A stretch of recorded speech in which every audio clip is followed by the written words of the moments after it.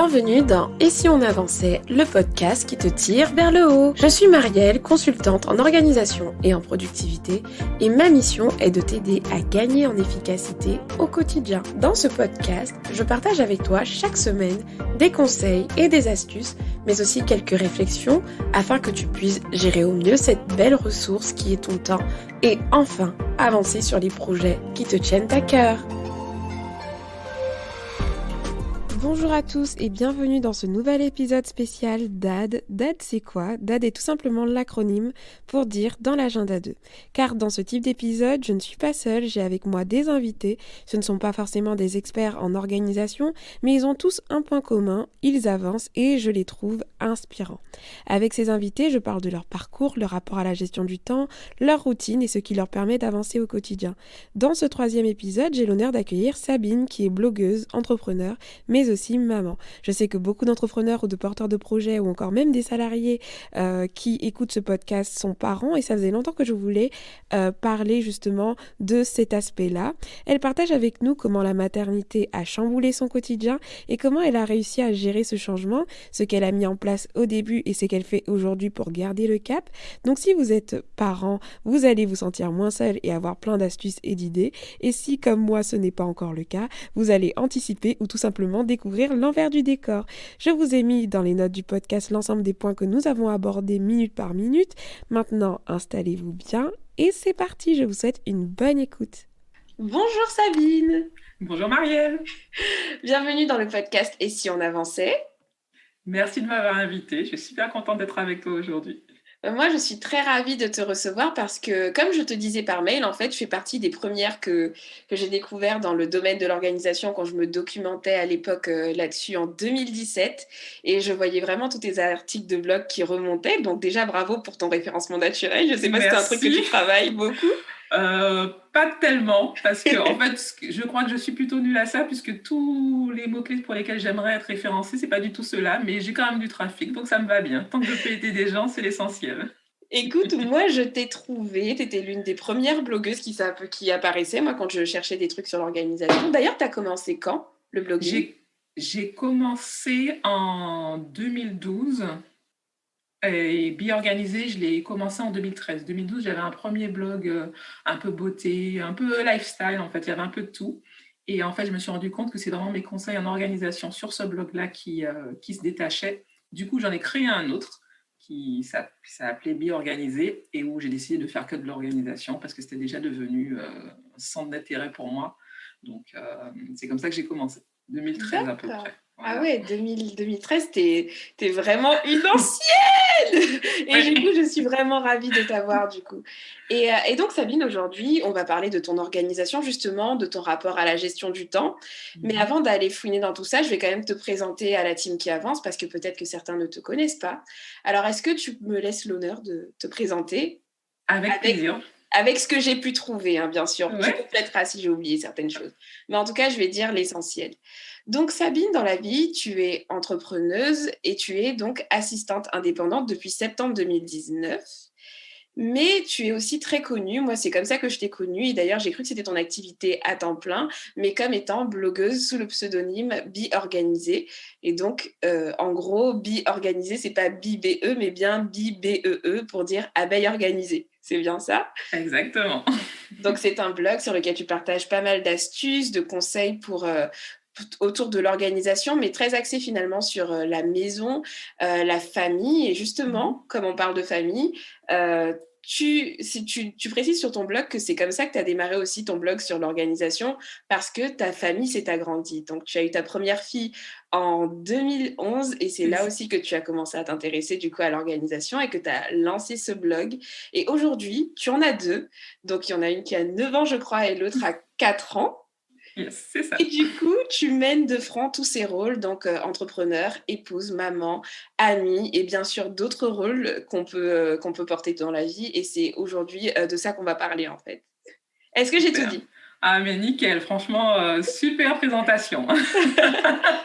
Donc Sabine, si je t'invite aujourd'hui aussi et que je suis très heureuse de t'avoir, c'est aussi parce que moi, je ne suis pas encore maman. Et je sais qu'il y a pas mal de personnes qui nous écoutent qui sont parents ou donc mamans, donc des femmes. Et tu as aussi la particularité d'être entrepreneur. Mais ma question, qu'est-ce que tu faisais avant d'être assistante? Parce que j'ai vu que tu as commencé cette activité en septembre 2019, donc finalement c'est un peu récent. Qu'est-ce que tu faisais avant? Avant, j'étais office manager. Donc, c'est toujours de l'assistanat, mais c'est un peu plus axé, je ne sais pas si tu connais le métier, c'est Non. axé, tu as une partie assistanat, mais aussi une partie QVT. Donc, en fait, tu es dans une entreprise, tu t'occupes des services généraux, du bien-être en entreprise, de toute l'équipe, en fait. Donc, tu es un peu la maman de l'équipe. J'avais beaucoup, beaucoup de sujets à gérer. Voilà, j'ai toujours eu des postes assez axés assistanat, organisation en entreprise. Donc voilà, j'ai fait ça, j'ai 15 ans d'expérience. Donc voilà. Et je suis devenue entrepreneur un peu par un concours de circonstances, puisque mon mari a eu une mutation. Donc on a quitté la région parisienne pour Bordeaux justement en août 2019. Et D'accord. donc, j'en ai profité. C'est vrai que l'entrepreneuriat m'a toujours attirée. D'ailleurs, c'est ce que j'ai fait comme étude en grande partie. Ah oui. Donc, voilà. Donc, c'était une de mes majeures en bachelor. Mais je sais pas, parfois on fait des études et puis on se retrouve à vivre une vie différente. Je me sentais peut-être pas prête, pas assez. Je suis très introvertie, je pense. Donc, je me le sentais pas de le faire. Et puis là, c'était vraiment le concours de circonstances. Je me suis lancée avec un peu d'aide, puisque du coup, mon patron de Paris m'a pris en temps partiel. Donc, c'était un petit peu Un luxe. un luxe, voilà. Je ne pouvais pas dire non, il me demandait de rester. En plus, en acceptant mes conditions, que je sois à mon compte. Donc, Génial. j'ai plongé dans l'aventure, voilà. Donc, c'est comme ça que je me retrouve actuellement assistante virtuelle. Et comme tu le dis, justement, toute la partie bien organisée fait aussi partie de mon business. Donc, en fait, D'accord. je gère les deux. Et je pense Ok, que bien ok. organisé va prendre un peu plus d'ampleur avec les années. En tout cas, je le souhaite. D'accord, Voilà. d'accord. Donc en fait, finalement, tu pas forcément eu de reconversion pro, Non, tu as juste changé de statut. c'est ça, exactement. C'est toujours mon D'accord, métier que j'ai gardé, mais en version indépendante. Voilà. d'accord. Bon, c'est très intéressant aussi Mmh. d'avoir ce type de profil. Et du coup, quel est ton rapport avec l'organisation? Parce que dans ta présentation, j'expliquais que j'avais lu sur ton blog que c'était vers 2011, justement, quand tu as été maman, Oui. que tu as commencé à te documenter là-dessus et que tu as voulu justement partager toutes les astuces que tu recevais. Donc, est-ce que Sabine, c'est plutôt une nana qui a toujours été organisée et passionnée d'organisation, ou alors c'est justement le fait d'être devenue maman qui t'a fait t'intéresser à tout ça? Alors, je sais, Marielle, que toi, tu as toujours été organisée. Je l'ai entendu dans tes podcasts. Eh bien, ce n'était pas du tout mon cas. Mais alors, pas Ah! du tout. Mais Je vas-y, raconte. suis une ancienne bordélique. Ma pauvre maman peut en témoigner, mais ouais, elle n'en pouvait plus. Je rangeais pas, j'ai jamais aimé le rangement petite. Non, ça m'intéressait pas. Je sais que j'ai toujours une petite passion, un petit côté. J'aimais regarder les maisons, les choses comme ça m'intéressait, mais ça m'intéressait pas de ranger, pas spécialement. Ça n'a jamais été. Je te dis pas le nombre de fois où on nous a menacé de jeter nos jouets ou autres quand on était petite, mais c'était la cata. J'ai aucun souvenir d'une chambre rangée ou voilà, c'est pas Waouh! du tout mes souvenirs. Après, en grandissant, par contre, au niveau de tout ce qui était école, j'ai toujours été une bonne élève, donc je faisais le minimum. Je pense que j'ai peut-être un peu des facilités, ce qui fait que je faisais le minimum. Donc, j'avais pas besoin d'une grosse organisation. Je faisais ce qu'il fallait. J'étais pas quelqu'un qui était toujours en retard ou quoi que ce soit, mais j'étais pas non plus en mode militaire. Et en fait, vraiment, c'est quand j'ai eu ma plus grande fille, donc il y a maintenant 9 ans, que je me suis rendu compte, par contre, que là, j'étais complètement débordée. Les premiers mois, c'était chaotique. J'avais l'impression de plus avoir de vie, en fait. J'avais ce bébé qui avait Mmh. besoin de moi. J'étais heureuse de l'avoir, mais en même temps, j'avais ce côté complètement envahi par de l'angoisse parce que je n'avais plus de temps pour moi. J'avais l'impression de ne pas assez gérer mon temps avec elle parce que je ne pouvais pas m'occuper correctement. J'avais plus de temps pour ma maison, c'est-à-dire que, enfin, déjà en plus ma fille elle dormait pas, elle faisait pas de sieste. Donc, j'ai l'impression de ne pas avoir de temps. Je passais mon temps à appeler mon mari. Il me disait, mais dors. Je lui disais, non, je peux pas. J'ai trop de choses à faire et je peux pas. Je vais que la poser. Enfin, je te dis, c'était la catastrophe. Et Donc, du coup, oui.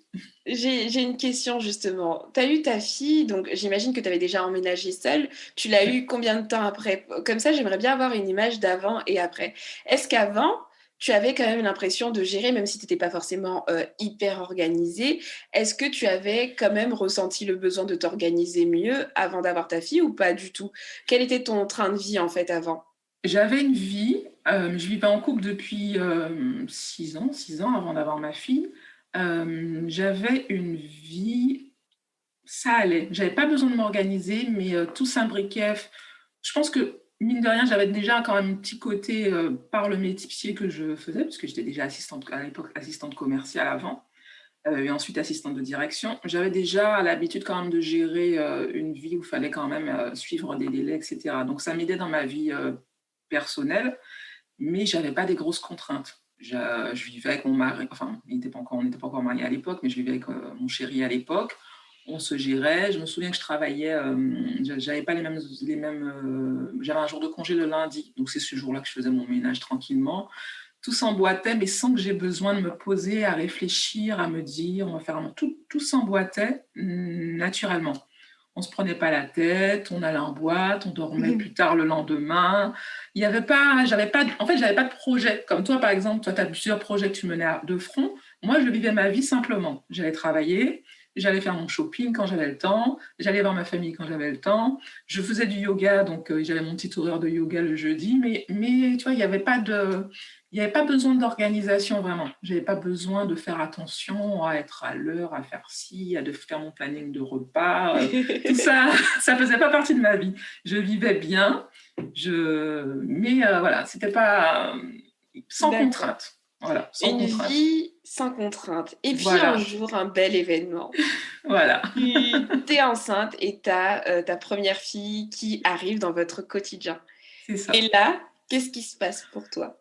Tout est bouleversé. Je me dis pourquoi Pourquoi on en arrive? Alors, c'est vrai que quand on est enceinte déjà, on a déjà ce côté où on a pas mal de rendez-vous médicaux, donc on commence à se dire, tiens, il faudrait peut-être que je prenne un agenda quand même pour noter tout ça. Ah ouais, parce que quand même, il faut penser à ça, il faut avoir ces papiers-là. Donc, tu commences déjà à dire, bon, il y a une petite structure, mais tu n'es pas au courant de ce qui va se passer après, de l'explosion Et c'est vrai que quand ma fille est arrivée, les 2 premières semaines, ça allait. Ma maman était venue des Antilles, puisque je suis antillaise. Donc ça allait, je vivais dans un petit cocon, ça allait encore. C'est quand, un mois après, elle a dû repartir, que je me suis rendu compte que j'étais toute seule, que mon mari avait repris le travail et qu'il fallait que je gère tout, en fait. Et ça ne s'est pas arrangé quand j'ai repris le travail 2 mois et demi après. Enfin, quand elle a eu 2 mois et demi. Voilà. Parce que oui, tu as le congé mater et après, Voilà. c'est encore un autre rythme Voilà. que de reprendre le boulot. C'est ça. Quelles étaient tes frustrations finalement à cette époque-là? Un peu de tout. De ne pas avoir le temps pour moi, puisque comme je te disais, je vivais un peu ma vie comme elle venait et très simplement. Peut-être que inconsciemment, je n'étais pas consciente de ce que c'était que d'avoir un enfant et que ça allait me demander un tel changement dans ma vie. Je me suis rendu compte qu'il y avait plein de choses à gérer. Tu as des rendez-vous médicaux qu'il faut que tu planifies, souvent pour ton enfant. En plus, j'ai une petite qui avait beaucoup de bronchiolite. Alors, c'est une maladie des bronches, donc je crois qu'on était chez les médecins tous les 15 jours. Wow. À partir du moment où elle est rentrée à la crèche. Ça n'arrive pas pour tous les enfants, je te rassure. Ma deuxième, c'était pas du tout comme ça. D'accord. Mais voilà, elle avait pas mal de soucis, donc tous les 15 jours, les médecins, la crèche, il faut gérer. En plus, tu apprends à devoir partir à une certaine heure du travail, en fait. Ça, je n'avais jamais connu. Moi, je travaillais. Si j'avais fini mon travail à une certaine heure, enfin, je finissais à 18h, mais si je n'avais pas terminé à 18h, je ne me prenais pas la tête. Je partais à 18h15, 18h30, 19h. Ce n'était pas pour moi une contrainte. J'aimais mon travail et il n'y avait pas de souci. Là, il n'y a pas le choix. À 18h, il faut que tu aies fini de travailler. Déjà, parfois, l'employeur se voit ça d'un mauvais œil, mais tu n'as pas le choix. À 18h30, il faut que tu ailles chercher ton enfant. Il faut que tu arrives à la crèche et que tu récupères ton enfant. Donc ça, déjà, Tout ça, Ouais. ce sont des changements, du coup, Ouais. énormément de changements pour ta vie. Et toi, du coup, donc tu te prends un peu, tous ces changements parce que finalement, tu avais pas l'air d'être préparée, en fait, c'était un peu la surprise. C'est ça. En fait, je savais que ça allait changer ma vie, mais je ne savais pas qu'il y aurait un tel ajustement au niveau de l'organisation, au niveau de les structures de mes journées.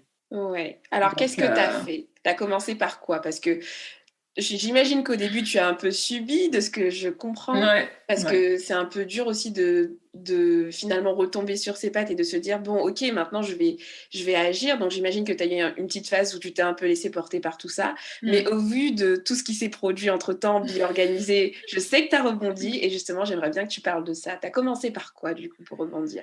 Moi, ce qui me dérangeait surtout au début, c'était de ne pas trouver une structure chez moi. Donc, j'ai commencé par me pencher sur l'organisation de mon intérieur pour gagner du temps. Je voulais Mmh. pouvoir, quand tu as un bébé qui hurle, il faut que tu trouves un moyen de trouver l'objet que tu cherches. Si tu dois faire un biberon, il faut qu'il y ait une structure. J'ai voulu faire en sorte de ne pas perdre de temps. Donc voilà, j'ai mis pas mal Donc justement, j'ai commencé à chercher sur Internet des idées. Comment on fait, comment j'ai tapé, un jeune maman, organisation, voilà. J'ai pas trouvé grand-chose. Il y avait 2-3 blogs quand même. Je me souviens qu'il y avait un blog qui s'appelait Zalinka. Ça devait être une des seules qui avait un blog de rangement et j'avais trouvé quelques informations. Et ensuite, très vite, j'ai bifurqué sur les blogs américains. Parce que je Mmh. comprends l'anglais, donc j'ai commencé à regarder et là j'ai fait waouh, c'est tout ce qu'on peut faire, on peut organiser ça comme ça. Oh, tu vois des super belles photos, etc. Mais Ouais. c'est vrai que c'est ce que j'ai commencé à faire, mettre une structure chez moi, faire en sorte que la table à manger ait tout ce qu'il faut à côté, faire en sorte que dans sa chambre elle ait tout ce qu'il faut, une structure dans toutes les pièces en fait. À chaque fois, j'ai essayé de trouver un moyen de mettre en place des rangements pour faire en sorte que je gagne du temps et qu'on perde le moins de temps possible. D'accord. Donc en Voilà. gros, si je résume par rapport à ce que tu es en train de dire, c'est que ton premier réflexe a été de, par exemple, raccourcir tes circuits. Je sais pas, par Oui, exemple, si c'est tes ça. couches, elles étaient normalement dans une autre pièce, tu as fait en sorte que, bah, qu'elles soient Voilà, à côté de ta table à langer. Je c'est crois que ça ça. s'appelle comme ça, j'ai C'est pas encore ça. les termes. Mais en gros, tu as commencé par mettre en place finalement des astuces d'optimisation de ton espace. Exactement, ouais, Et tu vois, c'est c'est ça. intéressant, c'est un truc dont je parle pas souvent parce que moi, c'est pas forcément mon domaine d'expertise, mais justement, j'aime beaucoup ce type de sujet. Moi, sur Pinterest, j'ai plein, plein, plein d'épingles là-dessus aussi. Et donc, tu as commencé comme ça. Et au fur et à mesure, j'imagine que tu commençais à gagner du temps vraiment par Ouais, rapport à ces petites optimisations, c'est ça? c'est ça. C'est ça. J'ai gagné du temps, mais après, je me suis un peu perdue dans le jeu de l'organisation. Je ne sais pas si tu vois aussi, il y a ce côté un peu, d'ailleurs, qui est très américain, du trop. Du trop, du tout. Alors, c'était super bien, hein. J'étais contente, mais j'avais beaucoup trop de choses, tu vois. Ça, c'était la première phase. J'étais bien rangée au D'accord. début. Mais d'ailleurs, si tu ne va pas voir mes premiers articles de blog, c'est trop. Quand je regarde, je dis, mon Dieu, je les ai pas supprimés, mais j'avais trop de bijoux, trop de vêtements, trop de tout, trop de tout. Donc, c'était bien rangé. J'avais bien compris ce qu'il fallait faire pour optimiser, comme tu le dis. Mais, euh, mais finalement, maintenant, je me rends compte que c'était pas non plus, j'étais pas dans l'essentiel. D'accord. C'est vrai Non, qu'à l'époque, est-ce qu'à l'époque, on parlait déjà de minimalisme? non, Non, non, pas encore, hein. non, pas encore. J'imagine que c'était aussi ça parce que maintenant je sais que le minimalisme, c'est de plus en plus répandu et peut-être que Mm. c'est, lorsque les gens ont commencé à se questionner sur toutes ces questions en fait que tu as commencé à mettre ça en pratique. Oui, c'est ça. Ouais, j'ai commencé à m'intéresser à à avoir moins quand j'ai rencontré, enfin j'ai rencontré, je les ai pas rencontrés d'ailleurs, mais j'ai l'impression de les avoir rencontrés. Peut-être que tu connais The Minimalist. Oui, tout à Joshua fait. Fields-Minburn et je me souviens, Brian Nicodemus. Ouais. Mmh. J'ai commencé à lire leur blog. Ils n'avaient pas encore leur documentaire ou tout ça. Je suis tombée sur leur blog et là, ça m'a ouvert une autre façon de voir. Et je me suis rendu compte que je pouvais gagner du temps en ayant moins. Ça, c'est une Ouais. notion sur laquelle et moi, j'aime beaucoup moi, chez moi, il y a très peu de choses et c'est un peu relou pour les podcasts parce que ça résonne énormément et que mon mari veut rajouter des choses parce que justement, bah, ça résonne trop. Mais je t'assure que moi, quand je fais mon ménage et que je vois que ça me prend tellement pas beaucoup de temps parce qu'il y a tellement peu de choses. C'est Ouais, un bonheur, en fait. Je ne supporte plus d'avoir, je ne supporte vraiment plus, même émotionnellement, d'avoir trop d'éléments chez moi et ça aussi, ça contribue à l'organisation et tu fais bien de le souligner. Donc ça tu change commences tout. par optimiser ton espace. Voilà, tu ranges ton espace, tu gagnes du temps en ayant ensuite moins de choses et après, à quel moment tu décides de finalement lancer un blog pour parler aussi d'organisation? À quel moment le chemin fait, à quel moment tu as cette idée et que tu décides de, bah, d'aider la francophonie du coup? Parce qu'apparemment aux États-Unis, ils étaient au taquet, mais en France, Ouais, il n'y avait pas encore grand-chose. non. En fait, c'est mon mari qui m'a incitée, parce que j'arrêtais pas de râler. Oui, mais je comprends pas pourquoi on trouve pas des idées sur les blogs français. Je comprends pas pourquoi on nous explique pas ça, etc. Pourquoi on n'explique pas aux jeunes mamans ce qu'elles vont devoir mettre en place quand elles auront des enfants et tout. Et mon mari m'a dit, mais Bibi, t'as qu'à le faire. Il a raison, Créer ton Bibi. blog. Alors au début, j'ai fait non. Et puis quand il m'a répété non, mais arrête de râler, t'as qu'à créer ton blog. J'ai dit, bien ok, je me lance. OK et tu as C'est lancé du comme coup ça Be que, Organic. voilà, voilà, Et voilà. donc, moi, je sais que je suis dans ce processus aussi. Le fait d'avoir un blog, ça te pousse aussi à en apprendre plus, Oui, à le fait de créer du contenu là-dessus. Donc, tu apprends énormément. Et j'imagine qu'au fur et à mesure, tu as implémenté ton organisation parce qu'au début, c'était sur le rangement. Mais je sais oui, que sur ton blog, tu parles aussi d'efficacité. Et donc, c'est à quel ça. moment tu t'es détaché aussi de, bah, du rangement et que tu t'es dit, mais que tu avais besoin d'être aussi efficace au quotidien? Eh ben, ça a eu lieu justement. Alors bon, quand tu as un enfant, tu as forcément besoin d'organiser ton emploi du temps, avoir un agenda, etc. Mais là, je me suis rajouté un blog en plus. Donc forcément, je me suis Mmh. rajouté une activité. Il fallait que je trouve du temps pour la réaliser. À côté, il y avait pas mal de choses que j'aimais faire. Bon, j'aimais passer du temps avec ma famille, avec mon mari, avec mes enfants. J'avais mes petits loisirs créatifs, j'aimais lire. Donc tout ça, je me suis rendu compte que si je voulais avoir du temps pour tout, il allait falloir que je m'organise, que je prenne mon calendrier et que je Mmh. trouve une façon de tout faire rentrer. Et qu'est-ce que tu as fait du coup pour tout faire rentrer justement? Oh, je pense que j'ai essayé en 6-8 ans là, j'ai dû essayer pas mal de choses, mais ce qui marche mieux pour moi maintenant, c'est les blocs de temps. Maintenant qu'en plus je Mmh. suis entrepreneur, je travaille, ouais, pour moi les blocs de temps, c'est la Ouais, vie. c'est la vie. Les blocs de temps, pour ceux qui ne connaissent pas, en fait, c'est aussi une méthode qui s'appelle le time blocking, où en fait, vous bloquez soit des blocs de temps sur des thématiques ou même pour faire vos to-do list. Et ça peut même donner lieu après à ce qu'on appelle la création d'une semaine idéale, où on définit carrément des thématiques sur lesquelles on va travailler durant la semaine. C'est un truc qu'on peut faire quand on est entrepreneur, c'est encore plus facile. Mais même moi, quand j'étais entrepreneur et salarié, je le faisais Mmh. aussi parce que justement, c'est une belle façon de voir comment on peut se dégager du temps pour ce qui est important pour nous. Donc effectivement, je partage ton avis là-dessus. Pour moi, c'est vraiment la méthode qui a été la plus efficace pour Mmh. m'assurer, en tout cas, d'investir mon temps dans tout ce que j'aimerais. Je ne sais pas si tu es d'accord. Oui, je suis totalement d'accord avec toi, Marielle, parce que même avant d'être entrepreneur, quand j'étais quand même salariée, je te disais, il fallait que je trouve du temps pour le blog. Donc, me poser pour chercher un peu de temps, c'est vrai que c'était généralement le samedi ou le soir.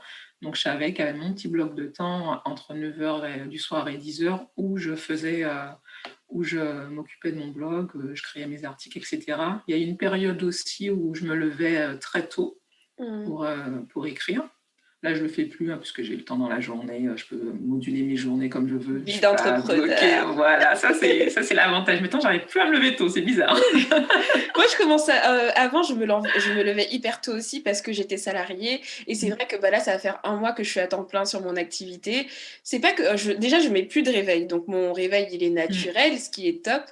Je remarque que je me réveille quand même tôt, mais pas autant qu'avant. Donc, j'ai peur que ça aille sur la pente où de plus en plus, au début, c'était 6 heures, maintenant c'est 6h30. Bientôt, à 9 heures, je vais me réveiller si ça continue comme ça.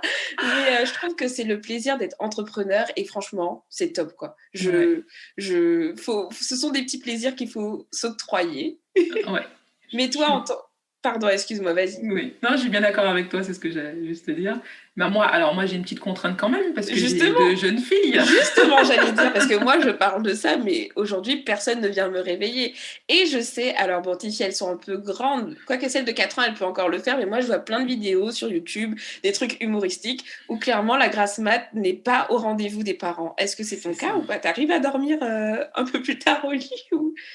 Je suis quand même chanceuse. Le week-end, j'arrive à dormir. Enfin, oui, j'arrive à dormir. Et généralement, ma petite va se lever au maximum à 7h30. Ça reste tôt, mais ça va, c'est gérable par rapport à des amis qui ont des enfants qui se lèvent à 5h du matin. Je me sens chanceuse.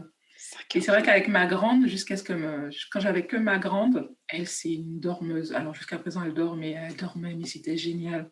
Elle a fait ses nuits. Elle a fait ses nuits à 2 mois et demi, à part quand elle était malade, mais elle dormait, elle se réveillait à 8 heures. J'avais pas connu, moi, ce que c'était vraiment la privation de sommeil jusqu'à ce que j'ai eu ma deuxième fille, qui a fait ses nuits à 18 mois. Waouh! Voilà. Ok. Donc, c'était long. Mais une fois qu'elle a fait ses nuits, ça va. Maintenant, elle dort jusqu'à 7h30, 8h selon son niveau de fatigue. Donc, voilà, je m'estime chanceuse, sachant que moi, j'aime bien, et c'est vrai que c'est un conseil que je donne à toutes les mamans, c'est de se réveiller avant les enfants. Ça, c'est vraiment le truc qui te met de bonne humeur. Se faire réveiller par des enfants, c'est jamais agréable, même s'ils peuvent être choupis ou tout ce que tu veux. Se faire réveiller, devoir se préparer tout en préparant des enfants, moi, je trouve pas ça pratique du tout. Donc, je fais toujours en sorte, même en semaine, surtout en semaine, de me réveiller au moins une demi-heure à 45 minutes avant mes enfants. Ça me permet de me préparer dans le calme, d'avoir le temps, en fait, tu as besoin le matin d'avoir du temps pour toi, le temps d'émerger, de te sentir réveillée, de prendre ta douche, de te maquiller, etc. Et en fait, quand je réveille mes filles, elles se réveillent à 7h10 pour l'école, je suis prête. Toi, tu es déjà prête. Voilà. Et je me consacre à elles, je passe un peu de temps au petit déjeuner avec elles. La petite encore s'habille pas totalement en autonomie, donc je m'occupe de la petite. On prend du temps, on rigole, on est ensemble. Et c'est très très rare que ça peut arriver que j'ai pas fini de me préparer, mais c'est très très rare. Voilà, l'idée c'est de commencer les matins en soyant le plus zen possible. Et je peux que recommander ça à toutes les mamans qui peuvent écouter ton podcast. Voilà, c'est de le lever au moins une demi-heure avant les enfants. Je trouve que ça met aussi dans un bon état d'esprit, dans le sens où tu vois, quand tu te réveilles avant tes enfants, en fait, déjà, tu as le temps de te préparer, mais aussi, tu prends la décision de te dégager. Déjà, tu commences ta journée en te dégageant du temps de qualité pour toi, pour ce que tu veux, même si c'est 30 minutes, parce que des fois, on veut faire des trucs extraordinaires tout de suite, tu vois. C'est-à-dire que quand on n'a pas l'habitude, par exemple, de le faire, on va se lancer un défi et le faire, je sais pas, se lever 2 heures plus tôt, 1 heure plus tôt, le truc catastrophique qu'on a du mal à tenir dans le temps. Mais je trouve que ça joue dans l'état d'esprit de se dire que déjà, dès le matin, tu commences en gagnant parce que tu te lèves avant tes enfants et que tu arrives à te dégager un peu de temps pour toi, même si c'est 30 minutes, mais c'est du temps que tu arrives à mettre à part pour te préparer tranquillement. Et du coup, quand tes enfants, ils se réveillent, ils retrouvent pas une maman stressée qui subit un peu le truc, tu vois. Et donc, finalement, tu fais gagner aussi du temps de qualité à tes enfants parce que du coup, tu es disponible et tu es prête, quoi. Donc, c'est vraiment un précieux conseil que tu viens de partager. Et si des mamans ne le font pas, est-ce que toi, c'est un truc que tu as toujours mis en place du coup depuis que tu es maman ou tu as eu à le mettre en place à un moment donné? Et en gros, je dis ça parce que si des mamans n'arrivent pas à le faire ou même des papas n'arrivent pas à le faire, quel conseil tu donnerais pour réussir à passer ce cap et mettre en place un réveil avant ses enfants? Je ne l'ai pas fait au début, non, je connaissais pas, je me levais et puis on se relayait un peu, mon mari et moi, pour s'occuper de la petite. Mais je l'ai quand même j'ai très vite découvert cette astuce. Au début, je me levais. En fait, au début, il faut y aller doucement, comme tu le disais. On n'est pas obligé de prendre une demi-heure, ça peut être 10 minutes avant, juste le temps de se réveiller un petit peu. Après, on peut essayer de faire 15 minutes, le temps de faire couler son café et de le boire. Ça peut suffire. Il faut vraiment, en fait, toutes tes habitudes, parce que pour moi, c'est une habitude. Toutes les habitudes, il faut y aller doucement. Il faut y aller doucement. Et puis, quelque chose d'important aussi, moi, ce qui me motive, le fait que j'aime pas le mot motivation, mais bon, c'est le terme, c'est savoir pourquoi tu le fais et se le répéter. je vais me lever tôt demain matin parce que comme ça, j'aurai un peu de temps pour moi et je serai de meilleure humeur quand mes enfants vont se réveiller. Moi, c'est mon pourquoi. Alors, c'est quelque chose, je ne suis pas du matin. Je ne suis pas. Ah, c'est bon à savoir, tu Ouais, vois, parce ouais. que... Non, je suis pas la personne qui serait. Alors, mon mari, il est comme ça. Lui, il se réveille. Bonjour. Comment il te donne toutes les infos? Il est du matin. Il est frais. Il est souriant. Non, moi, j'ai pas la. Enfin, quand je me réveille, j'ai une tête incroyable. Donc, j'ai besoin de ça. Je me suis vite rendu compte que j'avais besoin de ce moment pour me réveiller et que je voulais être la meilleure maman pour mes filles. C'est ça mon pourquoi, en fait. La meilleure maman pour mes filles. Et je voulais me montrer sur mon meilleur jour pour mes enfants. Donc, une fois que tu sais pourquoi tu le fais, c'est beaucoup plus facile de le faire. Yes. Enfin, en tout cas, c'est ce que je pense. Hein, mais c'est clair, et c'est un truc qui revient dans toutes mes interviews et dans tous les échanges que je peux avoir. Et ça m'étonne pas que ça revienne parce que si t'as pas de pourquoi, t'as pas de sens et t'as pas envie de le faire, tu vois. Finalement, quel intérêt de te faire souffrir à te lever, parce que c'est une souffrance pour certaines personnes, tu vois. Les personnes, quand on n'est pas du matin, en vrai, dormir 30 minutes de plus, c'est le Saint Graal. Alors que quand tu sais pourquoi tu le fais, t'arrives à mettre de la valeur, mettre du sens à ce que tu fais et l'action, elle est plus facile, tu vois. Tu es prête à payer le prix. Donc, je comprends énormément ce que tu partages, pardon. Et du coup, donc, tu es entrepreneur à temps plein maintenant. Et justement, quels sont tes challenges en tant que mumpreneur? Je crois que c'est le terme que les gens utilisent. Donc, mumpreneur, je pense que ça implique plein de choses, tu as sûrement tes contraintes. Justement, est-ce que tu peux nous parler de tout ça? Comment tu arrives à allier ton rôle de maman, d'entrepreneur, parce que tu travailles à la maison, c'est ça? Oui, je travaille à la maison. Oui, et justement, Ouais. c'est un de mes challenges, c'est travailler à la maison et de rester. Bon, là, ça va, au bout d'un an, plus d'un an, ça va mieux, mais rester focus sans penser à vider la machine. La charge mentale. Exactement, tu as en même temps toujours ce côté à dire ah mais il y a les courses, mais non, il faut pas aller les faire. Non, tu restes concentré sur ce que tu fais, c'est pas grave. Et ça, c'était un peu vraiment quelque chose que j'ai dû gérer au début. C'est essayer de juste, enfin limite de me faire des journées de salarié parce que j'étais trop fatiguée. En fait, j'étais partout. J'avais mon travail, la gestion de la maison, parce que mine de rien, on se retrouve à la maison, pour moi en tout cas, et on a l'impression qu'on a plus à faire, parce qu'on a envie d'avancer sur plein de choses. Moi, je récupère mes filles, mon mari rentre plus tard. Tu as toute la partie devoirs à faire avec les enfants. Oh, les devoirs. Ouais. Oh, la patience pour ça. Et vraiment, je me retrouvais en fin de journée, mais lessivée. Ouais. Et depuis septembre encore, c'est encore récent. J'ai décidé de m'organiser en faisant vraiment des blocs de travail pendant la journée. J'évite vraiment maintenant de faire des tâches ménagères pendant la journée. Je les fais après avoir récupéré mes enfants. C'est-à-dire que, voilà, pareil, donc au bloc de temps, c'est-à-dire que à 18h30, là, c'est mon bloc ménage, etc. Mais pas avant. Parfois, c'est dur. Mais ça me permet le midi, parce qu'en fait, avant, entre midi et 2, on est avec les collègues, on déjeune, on se détend. Ah ben là, non, je me retrouvais à passer mon aspirateur, à payer mes factures, à aller faire les courses. Je suis en train de prendre ce chemin-là, donc tu fais bien, t'es la petite voix qui est en train de me dire non Marielle, faut que t'arrêtes ça. Parce que moi, ça fait 1 mois que je le suis et c'est vrai que c'est dur finalement de scinder vraiment les choses. En plus, je sais pas pour toi, mais moi, j'ai pas vraiment un bureau. Mon bureau, il est dans le salon. Et honnêtement, t'es dans ton environnement où tu manges, où tu te reposes, et puis t'as ton mari qui passe par là. Et en fait... j'ai pas l'impression de travailler et en même temps c'est bien puisque déjà je pense que c'est aussi lié au fait que quand tu aimes beaucoup ce que tu fais, tu n'as pas l'impression de travailler déjà, mais le fait de ne pas avoir cette impression de travailler fait que des fois tu travailles déjà beaucoup plus parce que finalement, avoir des enfants et des contraintes extérieures, ça t'aide un peu à canaliser un peu ce côté-là, mais tu peux vite rentrer dans des dérives où le midi, tu te mets à faire plein de choses, le soir, à minuit, tu as une idée, tu veux travailler. En gros, c'est vraiment, en fait, c'est dur de se canaliser en tant qu'entrepreneur, je trouve. Et c'est tout le challenge. Et je trouve ça intéressant, je suis en train de tout tester sur moi, là. Et justement, donc, ce que tu as fait, toi, à ton niveau, c'est que tu t'es mis certaines règles. Est-ce que tu t'es fixé des horaires? Wow. Je dois t'avouer que oui, j'ai des horaires, mais je travaille un peu à l'instinct, hein. Alors, j'ai mon mari quand même qui essaie de me canaliser. C'est lui qui me canalise. Et des fois, je me souviens qu'encore, c'était samedi dernier, je crois, non, vendredi soir dernier. Je suis partie en cachette sur mon PC parce que j'avais oublié de faire quelque chose.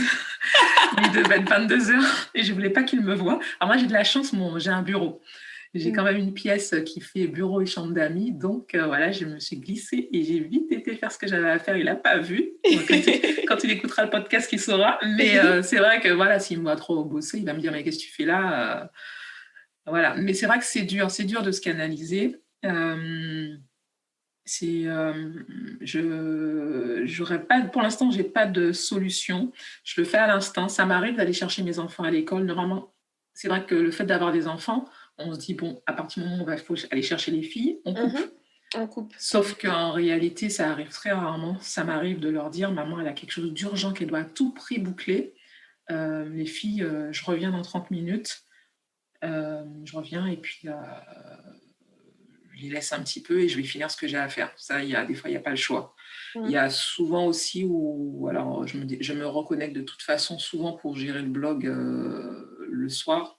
Je gère les tâches qui demandent moins de concentration. Moins de concentration, moins d'énergie. Voilà, moins d'énergie, ça va être du Pinterest ou des choses comme ça, ou des répondre aux emails. Parfois, je le fais le soir. Des choses où j'ai pas besoin de concentration, je peux le faire de mon lit. J'avoue, je le fais. Ça, c'est des choses que je fais. Les articles de blog, j'essaie de le faire plus en journée, mais voilà. Ok. Mais c'est vrai que ouais, c'est compliqué c'est vrai que c'est un exercice compliqué quand même de gérer. Et encore, on est confiné pour l'instant. Je me dis quand on va pouvoir sortir et qu'on va revivre normalement, où il y aura des déjeuners, des choses comme ça, je pense que ça va être encore plus difficile à jongler en fait. Exactement.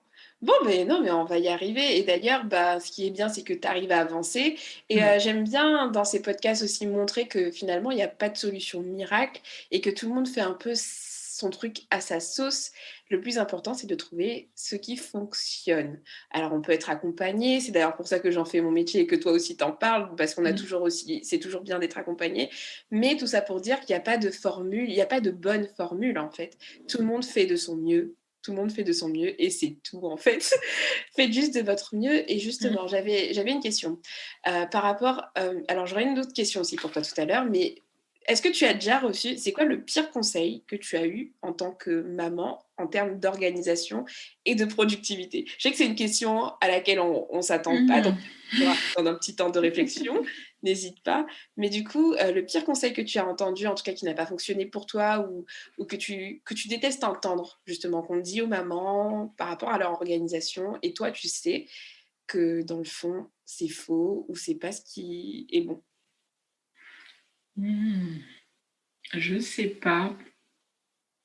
Enfin, déjà, les conseils, généralement, les conseils non sollicités, je déteste ça. Donc, de toute façon, déjà, quand tu deviens maman, tu entends tout et n'importe quoi sur tout. Tout le monde te permet de te juger. Tu allaites, c'est bien, c'est pas bien. Tu fais dormir ton enfant sur le dos, sur le ventre, c'est jamais... Enfin, tu te retrouves de toute façon avec beaucoup de conseils que tu ne demandes pas. Mais en organisation, non, malheureusement, j'en ai pas eu énormément, en fait. Non. Malheureusement, j'ai pas eu de conseils. J'essaie de réfléchir si quelqu'un m'avait donné un conseil que j'ai pas écouté. Mais justement, le souci, c'est que j'en trouvais pas des conseils. Je trouvais pas par où commencer. Donc, c'est vrai, tu le disais en début de ce podcast. Donc, finalement, tu as créé tes propres conseils qui t'allaient bien et tu n'as pas eu de mauvais conseils. Okay. Moi, tout ce que je pourrais dire, c'est qu'il faut essayer et que, comme tu le disais si bien, il n'y a pas de solution miracle. Par exemple, c'est vrai que je sais que même moi j'en parle, on parle du planning des menus, des batch cooking, on parle beaucoup de ça. Alors le batch cooking, c'est le fait de préparer les repas le week-end pour gagner du temps la semaine. C'est vrai que je en parle beaucoup, mais j'essaie de faire en sorte de faire comprendre aux mamans que tout le monde n'est pas obligé de le faire. Nous, on ne le fait pas, par exemple. Moi c'est mon mari qui cuisine. Donc voilà, je ne le fais pas. Chacun doit trouver dans les conseils qu'il voit sur Internet, sur les podcasts, sa vérité, en fait. Sa vérité, Ouais. et c'est pas une injonction en fait, c'est pas, Non, toutes les méthodes ne sont pas forcément à appliquer. c'est Il faut ça. vraiment que vous réussissiez à trouver, ce qui convient et ce qui correspond à votre besoin. Si par exemple vous êtes, je sais pas, étudiant et que faire à manger le soir, c'est rien pour vous, vous avez même pas de télé, vous avez aucune distraction, vous n'êtes pas obligé de faire du batch cooking, ça sert à Mmh. rien clairement. Donc tout le monde doit faire, en fonction de ses besoins et en fonction de ce qu'il lui faut et puis c'est tout. Donc Ouais. je suis complètement d'accord et en termes d'outils d'organisation, puisqu'on aime parler outils ici, qu'est-ce que tu utilises pour t'organiser au quotidien? Que ce soit alors on va pas forcément parler de ce qui est rangement parce que je pense qu'on pourrait y passer Mmh. des heures, tu vois? Oui, oui. On va rester sur ta planification, comment tu gères tes to-do list, enfin qu'est-ce que tu utilises pour t'organiser et planifier tes semaines au quotidien? J'ai un agenda papier. Mmh. Ça, c'est C'est vraiment ma lequel? base. C'est un planeur, en fait. Là, j'utilise la recharge de My Agenda 365. Ah très bien, je l'ai recommandé Heu, là dans un article récemment. Il a l'air ouais, bien. très, très bien parce qu'en fait, tu es assez libre. Moi, j'aime pas les outils d'organisation où j'ai pas une certaine liberté de m'adapter. C'est vrai qu'il est top parce qu'on peut l'utiliser de différentes façons. Donc voilà, j'utilise en priorité mon agenda papier. J'ai un agenda électronique aussi que je partage avec mon mari, puisque lui, agenda papier, c'est pas son truc. Hem, donc voilà, j'envoie enfin, on a un agenda électronique, mais on a aussi depuis un an un agenda dans la cuisine, un calendrier, Mmh. parce que ça aide beaucoup pour, responsabiliser ma grande qui a 9 ans. C'est surtout elle qui le remplit. Ça lui permet de D'accord. mettre, les jours à l'équitation, ses activités et cetera. J'essaie déjà de l'inciter à apprendre à s'organiser. Alors ma fille, elle a 9 ans, elle est au top de l'organisation. Mais Mmh. pas du tout moi, à son âge. Ah ouais, non, mais des fois je dis: «C'est moi qui ai réussi ça!» Elle gère quoi. Elle gère. Donc voilà, dans son petit calendrier, elle aime bien noter, tu sais, les enfants, ils font comme maman, hein. Donc elle note les jours où elle a des activités pour l'école, elle note les jours où elle va à l'athlétisme et ça permet aussi à mon mari, on note aussi les anniversaires dessus. Donc voilà, tout le monde, il est sur le frigo, donc tout le monde passe devant C'est, et c'en est un, particulier ou c'est, comment ça heu, s'appelle? non, je me souviens plus de son Non. nom. Ah, je dois t'avouer que non, c'est un calendrier, classique, mural que qui est aimanté et qu'on D'accord, avait OK. acheté au supermarché, classique. Non, non, il est très, très simple. Il y a rien de OK, OK. particulier, il y a juste, limite on peut même imprimer des pages, un calendrier Vous-même. classique de OK. Google ou autre, D'accord, rien de plus OK. simple, voilà. C'est juste, pour avoir une structure, pour qu'on puisse noter dessus et voilà. Donc voilà. Voilà, donc j'ai mes rendez-vous, je les note dans mon calendrier électronique, comme ça me fait des rappels. Et puis mes rendez-vous pro aussi, je les note en électronique. Et chaque semaine, le dimanche, je prends le temps de faire la revue de mon calendrier électronique, éventuellement du calendrier mural s'il y a des petites choses qui sont notées. Et je reporte tout sur mon calendrier papier, My Agenda 365, D'accord. pour avoir une structure de ma semaine. Ça, c'est la première chose, mettre mes rendez-vous. Je m'aide aussi beaucoup de Trello, pour mes projets familiaux. Donc sur Trello, Ah! j'ai, toutes mes listes, par exemple mes to-do list pour partir en vacances. J'ai des tableaux D'accord. spéciaux pour qui me permettent en fait, je reprends après je le copie et ça me permet de savoir exactement si on part en vacances, ce que je dois structurer. J'ai mes listes pour les valises, C'est intéressant parce que heu souvent les personnes que j'interviewe, ils utilisent Trello pour la gestion de projets oui. professionnels, mais toi, tu vois, tu les utilises pour tes trucs perso et pas du tout pro? Alors je l'utilisais pour, le pro, mais là, j'ai écouté un peu la blogosphère et Instagramosphère et je suis passée à Notion. Ah d'accord, et pourquoi tu migrerais pas, tes plannings pour les vacances sur Notion aussi? Après, c'est Ça peut-être un truc, qui va venir plus tard. ça va venir plus tard. Pour l'instant, je ne suis pas encore, au top de Notion, même si pour, tout ce qui est pro, calendrier éditorial ou mes clients, mes tâches clients, c'est top. Franchement, Top. j'ai enfin compris comment ça fonctionnait. Une fois que tu as compris, ça te T'as facilite fait tu fait tellement une la vie. formation? Non, j'ai regardé, D'accord, les vidéos sur YouTube. OK. Alors, il y en a très peu en français, pareil, hein, Mmh. c'est dommage, mais j'ai regardé, ouais, des vidéos sur YouTube, des petits articles aussi et je sais pas pourquoi, j'ai eu le déclic d'un coup. J'avais déjà essayé Notion il y a un an et j'avais rien compris. Ouais, c'est ça, Donc, en fait, quand tu arrives sur Notion, en fait, tu as une page blanche et puis c'est débrouille-toi, quoi. Et ouais, donc, tu as intérêt à vraiment vouloir tester l'outil pour l'apprivoiser, mais je sais que c'est un outil hyper performant. oui. Moi, j'ai pas encore, alors je l'ai testé, hein, j'ai vu aussi comment il fonctionnait, ne serait-ce que pour les personnes que j'accompagne, je me mets toujours à la page parce que tout le monde n'est pas obligé d'utiliser Trello. Mais moi, c'est vrai que j'utilise Trello depuis un moment déjà et il y a tellement de choses déjà automatisées, tout est nickel que j'ai pas envie de changer en fait, juste pour le nouveau joujou. Donc je reste sur Trello, mais c'est vrai que cette application fait de l'œil. Hein. Oui, ouais. Oui, c'est vrai que j'ai vu, en fait, j'ai vu pas mal de personnes en parler sur Instagram. Je me suis dit, tiens, je vais regarder.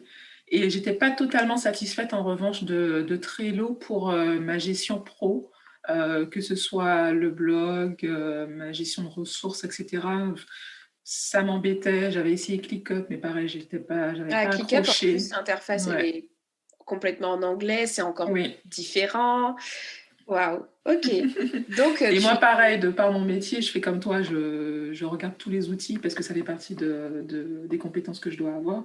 Ouais. Donc voilà. Mais c'est vrai que pour l'instant, je reste sur Trello pour tout ce qui est organisation familiale parce que j'ai déjà mes tableaux. Mm. Voilà, je connais bien. Peut-être que je vais peut-être transférer plus tard, hein. Ça viendra sûrement. Pour Ouais. l'instant, j'attends d'être vraiment à l'aise sur Notion pour le faire.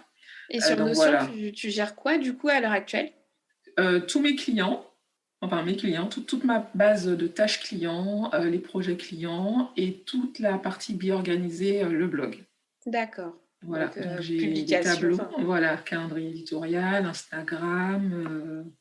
Et je trouve ça génial parce qu'en plus, la vue, ça te fait un petit feed Instagram top. Je me suis créé mes petits tableaux, enfin mes petits dossiers, mes petites pages, nickel. À la fois, tu as des liens. Ça me permet de mettre de côté des articles que j'ai envie de lire plus tard. Je fais aussi toutes mes tâches d'entrepreneur aussi dans Notion. Avec des petits rappels, tu vois, tu as toujours des petites tâches déclarées à l'URSSAF, etc. Maintenant, j'ai plus qu'à cocher. Je me suis fait des petits tableaux à l'année. Tu peux te faire des fichiers Excel dedans, donc des Mm. équivalents d'Excel, donc tu peux même faire tes comptes En à fait, ça... l'intérieur. Notion, ça me fait penser à, en gros, bah, de toute façon, c'est un peu ce qu'il revendique aussi, c'est le rassemblement de plusieurs outils, parce que Oui. tu vois ce que tu dis là, cette partie-là, moi, je l'ai beaucoup dans Evernote, du coup, Mhm. parce qu'à l'époque, Notion n'existait pas. Et Mhm. j'utilise Evernote, et sur Evernote, tu as ces options-là. Et c'est vrai que c'est assez pratique, finalement. Le gros avantage de Notion, c'est d'avoir tout au même endroit. Hein, Exactement, c'est oui. sa force, c'est la force de C'est cet ça. outil. Ouais. Non, Ok. il est vraiment bien, il est très, très prometteur et j'apprends tous les jours. Alors, c'est chronophage, hein, parce que des fois, je me retrouve le soir à regarder des vidéos Notion et je me dis, waouh, je savais pas qu'on pouvait faire ça. Et t'es parti pour 1 heure sur Notion à essayer de bidouiller ton truc. Moi, je sais qu'il y a, bah, il y a une fille, et je vais le dire pour ceux que ça intéresse, qui s'appelle Happy Entrepreneuse sur Instagram, qui elle propose une formation Notion. Je ne l'ai pas testée, hein, mais comme c'est quelqu'un que je suis, je sais qu'elle est à fond sur Notion. Donc, n'hésitez pas si ça peut vous intéresser de voir, de voir pour une formation Notion déjà clé en main. Parce que, effectivement, moi, par exemple, le temps que ça prend de mettre en. Tu sais, de prendre en main un outil, je déconseille de se lancer si vous n'avez pas le temps. C'est Mais ça. il y a des trucs qui existent comme ça, des formations déjà étape par étape qui peuvent te permettre de gagner du temps. Et je sais qu'elle en a fait une. Et donc, ok, tu utilises Notion pour le pro. Et est-ce que Mhm. tu as d'autres outils à côté de ça pour prendre tes Euh, notes, par exemple? Tu prends tes notes sur du papier? je prends mes notes, oui, j'ai un cahier. J'ai un cahier D'accord. pour toutes mes notes et ensuite je les reporte si besoin dans Notion maintenant, quitte à faire des photos. J'ai une appli en revanche que j'utilise beaucoup, c'est Google Keep Google sur Keep, mon... oui, oui, Ouais, tout à fait. ça c'est vraiment, pour les mamans, je peux que recommander d'avoir Ça Google fait Keep parce quoi, que, Google alors Keep? c'est une application qui permet de prendre des notes. Mhm. Mais par exemple, nous, on l'a et c'est avec ça qu'on gère notre liste de courses. D'accord. Je l'ai sur mon téléphone, mon mari l'a sur son téléphone. On peut partager une note. Et par exemple, il est dans le supermarché en train de faire ses notes. Ça se met directement à jour pendant que moi, je lui écris des choses. Je peux lui mettre des petits mots. N'oublie pas de prendre le beurre. Prends surtout celui que j'aime bien, s'il te plaît, Doudou, parce que Donc voilà, ouais, je l'utilise beaucoup pour ça. Voilà, toutes les petites notes que je pourrais penser. Je prends aussi des photos avec, souvent, D'accord. parce que, je sais pas, tu te retrouves devant l'école avec une note écrite sur un panneau. Je la prends en photo et on peut extraire le texte. Ok, d'accord. Ouais. Ah, ça, c'est Donc, génial. Je crois que ouais. oui, en fait, j'avais accompagné une fille qui s'était lancée dessus et c'est elle qui m'a informé que c'était une option géniale. Non, mais Ouais. ça, c'est quand même dingue, hein. Retenez bien, Google Keep permet de retranscrire des photos. C'est juste Ouais, un truc de dingue, la technologie. Et il y a énormément c'est de façons ça. de gagner du temps. Donc, Ouais, très bien, je le remettrai en plus dans les notes du podcast. Et c'est déjà pas ouais, mal en termes d'outils. Est-ce que tu en as ouais. d'autres? D'autres outils, bon, moi, c'est Google Drive, hein, on gère tout au niveau documentaire pour l'instant. Par exemple, j'ai un dossier famille et c'est là qu'on gère tous nos documents. Ça permet à mon mari, voilà, il m'appelle plus, enfin, s'il va le faire, je vais pas mentir, ça lui arrive de m'appeler, mais je lui dis, regarde dans le Google Keep, dans le Google Drive, pardon, pour une quittance de loyer ou un document. Il peut, même s'il est au boulot, il a besoin d'un document, il sait qu'il pourra aller le chercher là. Donc, tu Donc ça archives nous fait garder. tout, Voilà, tu numérises, tu voilà. archives tous tes documents sur Google Drive. Ouais, on a une partie papier, mais plus très peu. On essaie de garder maximum en cloud, surtout ceux dont on pourrait avoir besoin au quotidien. Il y a des documents, bien sûr, qu'on garde en papier ou qui sont classés. Mhm. Mais l'idée, c'est qu'on n'a que 24 heures dans une journée. Si on peut trouver des moyens de perdre le moins de temps possible, moi, j'essaie toujours de faire en sorte de les mettre en place. Voilà. Ouais. Donc, des fois, c'est limite trop. Ouais, il me dit non, mais t'as pas. Je dis non, mais je peux pas attendre là pendant que j'attends, je fais autre chose et puis j'optimise mon temps, mais je te dis pas. Optimisation, Ouais, je suis ouais. bien d'accord. Bah, je Mais pense qu'on a l'idée, fait. c'est. Vas-y, Excuse-moi. non, excuse-moi. Non, j'allais te dire que l'idée, c'était surtout de pouvoir avoir du temps plus tard pour faire des choses qui nous plaisent, pour pouvoir se détendre, regarder un film tranquille avec les enfants, jouer avec les enfants. L'idée de tout ça, c'est pas d'être productive juste pour être productive. C'est pouvoir vivre la vie dont on rêve, la vie qu'on mérite. Et Et si on pas a juste être efficace, quoi. Ah, mais je suis complètement d'accord et je suis contente que tu en parles puisque je pense qu'on n'aurait pas parlé, en tout cas, j'avais pas prévu. Mais c'est vrai que dans tout ça, le but, c'est pas juste de se sentir bien, tu sais, genre, oh, je suis Ouais. fière de moi, je suis organisée, ça s'arrête là. Et moi, c'est pas du tout ma vision des choses et je pense que tout mon contenu, enfin, ça ressort dans mon contenu et tu t'as très bien dit, en fait, le but, c'est même vous qui cherchez à être productif en écoutant les podcasts, en lisant des blogs, qu'est-ce que vous allez faire du temps finalement que vous allez gagner en étant productif? Qu'est-ce que vous allez en faire? Et moi, j'avoue que je te rejoins complètement. J'aime trop me challenger parfois quand j'ai une grosse to-do list, à me dire, bah, je vais la terminer au plus vite et pour pouvoir me dégager du temps pour faire un truc qui me plaît en fait en fin de journée, tu vois. Donc, merci de l'avoir souligné. On a fait le tour de tes outils, on a parlé de ton organisation, de ton histoire par rapport à l'organisation. Donc, on arrive à la fin de ce podcast et justement, j'aimerais savoir si tu devais terminer avec un seul conseil pour les mamans, entrepreneurs ou salariés, peu importe, mais des mamans qui ont donc un enfant, par définition une maman a un enfant, mais un ou des enfants et qui a l'impression de ne pas du tout gérer en termes d'organisation. Qu'est-ce que tu lui dirais aujourd'hui? Je dirais un pas après l'autre. Ça sert à rien de mettre plein de systèmes en place. De se concentrer sur le problème le plus difficile, sa plus grande difficulté, et de trouver des solutions, soit en les cherchant sur Internet, soit en faisant appel à des coachs pour trouver la solution, et ensuite d'avancer petit à petit, comme ça. Pas essayer de tout prendre de front. Et si je peux me permettre de donner un autre conseil, c'est Vas-y. demander de l'aide. Ne pas avoir peur Voilà, de demander de l'aide. voilà, demander de l'aide. On a trop tendance, surtout en France métropolitaine, à essayer de tout faire tout seul. C'est vrai que parfois, enfin, on a tendance à le faire, mais je sais que chez moi aux Antilles, un enfant est élevé par tout le monde. Tout le monde t'aide. Et ici aussi, il suffit juste de demander. On trouve de l'aide, même si on n'a pas de la famille à côté, on peut trouver de l'aide à côté d'autres mamans. Il y a toujours des mamans qui peuvent aider, on peut se partager pour récupérer les enfants après l'école. Je pense qu'il y a toujours des solutions pour trouver de l'aide. Voilà. Ok. Et si on a un conjoint, il faut qu'il aide aussi. Yes, t'as bien fait de le rajouter parce que des fois, on a tendance, et même quand on n'a pas encore d'enfants, mais on a l'impression qu'on doit absolument tout faire dans la maison et c'est hyper important de savoir qu'on peut demander de l'aide et qu'on peut Mm. aussi déléguer et que déléguer, c'est pas forcément déléguer à un prestataire de service que tu vas payer pour faire ton Mm. ménage ou que tu vas payer quelqu'un. Non, ça peut être aussi délégué à la famille, aux enfants, les responsabiliser et partager ses tâches avec son conjoint si on en a un. Et tu as très bien fait de rebondir là-dessus. Merci pour ces 2 conseils qui sont vraiment top. Et donc comme je disais, on arrive à la fin de ce podcast. Quelles sont tes actualités en ce moment par rapport à Be Organisé? Par exemple, si tu dois renvoyer les auditeurs sur ton contenu, vers où tu les rediriges prioritairement? Alors, je les redirige directement sur le blog beorganisé.com. Bi comme la B-E-E, comme l'abeille, organisé et e.com. Ils peuvent aussi me suivre sur Instagram, où je suis quand même assez active toute la semaine. Mon actualité, j'essaie de développer le blog. J'aimerais bientôt accompagner des mamans dans leur organisation, autant au niveau de leur journée que dans leur rangement. Donc, c'est des offres que je vais bientôt proposer. Donc, j'ai hâte. Top. Et comme je te disais aussi avant, j'espère pouvoir créer bientôt mon podcast pour Yes. donner encore plus d'idées. Je sais que c'est un format qui plaît et puis une maman n'a pas toujours le temps de se poser pour lire un blog. Bien Donc vu. au moins, elle pourra toujours m'avoir dans les oreilles pendant qu'elle fait son ménage.